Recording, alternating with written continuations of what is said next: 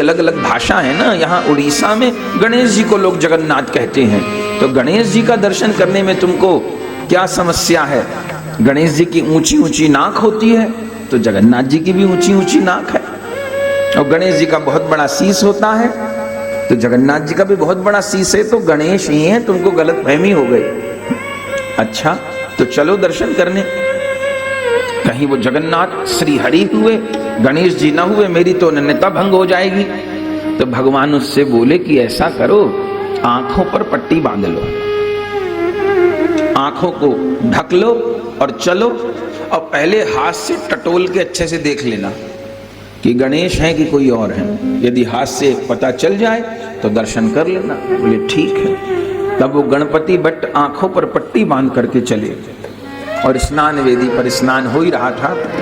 एक रूप ते पूजत हैं, एक ते रहे पुजाए, सहस भुजा पसार के मांग मांग के खाए। एक रूप से जगन्नाथ भगवान का अभिषेक भी हो रहा है, पर आज तो गणपति भट्ट पे कृपा करनी है। उसको ले आए, आंख पर पट्टी बंधी है और ले जाके ठाकुर जी के पास खड़ा कर दिया। ये ले गणेश जी। उसने कहा नहीं, पहले मैं देखूंगा।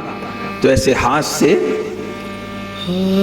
छू छू के देखने लगे, तो लंबी सूंड, बड़ा शेर अनुभव में आया।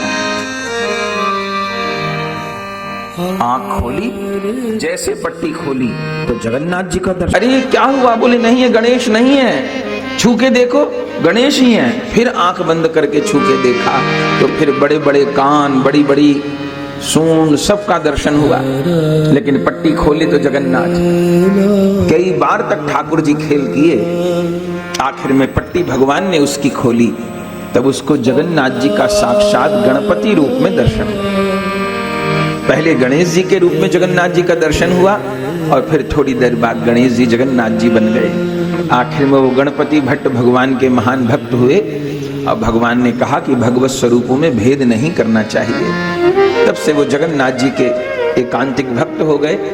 और भगवान को ये लीला इतनी प्रिय लगी कि प्रभु ने कहा हर स्नान पूर्णिमा को मुझको गणेश वेश धारण कराया जाए। तो ज्येष्ठ मास में भगवान को दिव्य अभिषेक होता है और अभिषेक के बाद में ठाकुर जी को गणेश वेश धारण होता है।